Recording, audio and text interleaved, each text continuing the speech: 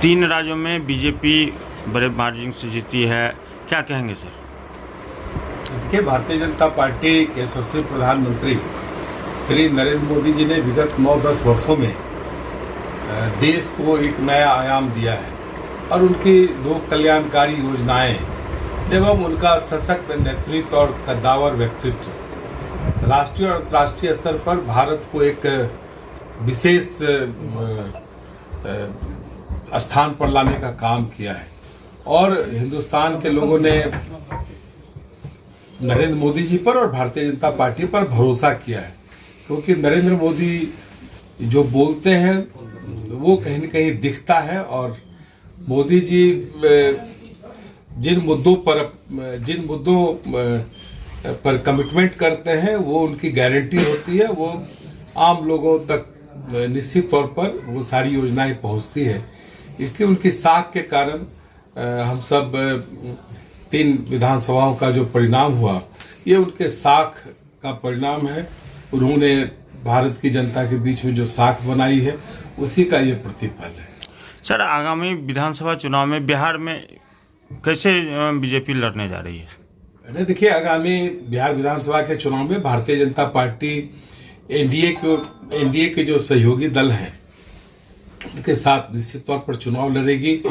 और बिहार आज जिस बदहाली के कगार पर खड़ा हो गया है, जंगल राज 2 की जो वापसी हुई है, 1.5 वर्षों से बिहार की जनता भुगत रही है।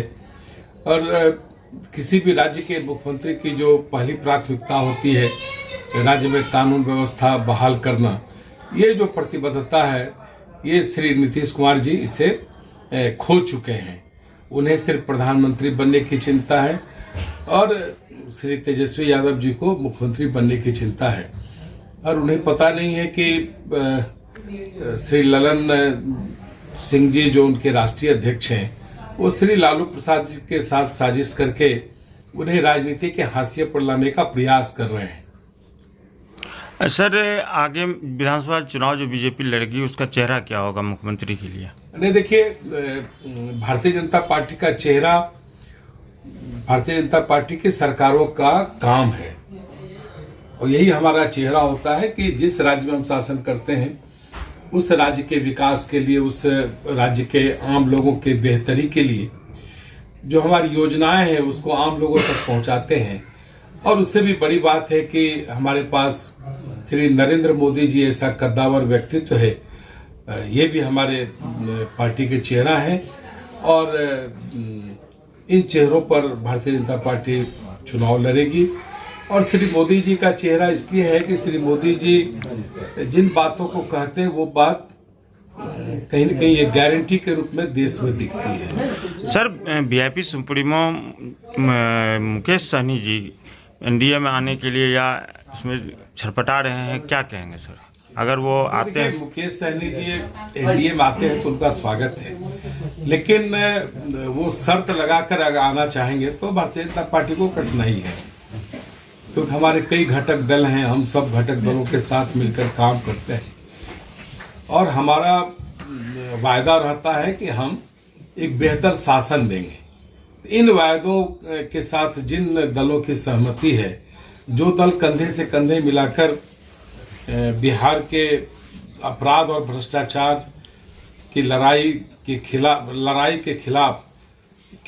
लड़ाई में जो साथ देंगे, उन सारे दलों को साथ लेकर हम चुनाव लड़ेंगे। सर, करनी सेना के राष्ट्रीय अध्यक्ष को कल गोली मार दिया गया, इस संबंध में आपका क्या कहना है? नहीं, देखिए, हम सब दुख प्रकट करते हैं। वो एक कद्दावर उनका नेतृत्व रहा है और उनके अपराधियों की जल्द से जल्द गिरफ्तारी हो, इस तरह की घटनाएं न हो। इस तरह के शीर्ष पर बैठे अगर किसी नेतृत्व की हत्या होती है, यह वास्तव में सोचनीय है। कई बार से सुरक्षा मांगी गई थी लेकिन सुरक्षा दी नहीं गई। नहीं, निश्चित तौर पर देखिए, इन सारी चीज़ों की अनदेखी हुई है।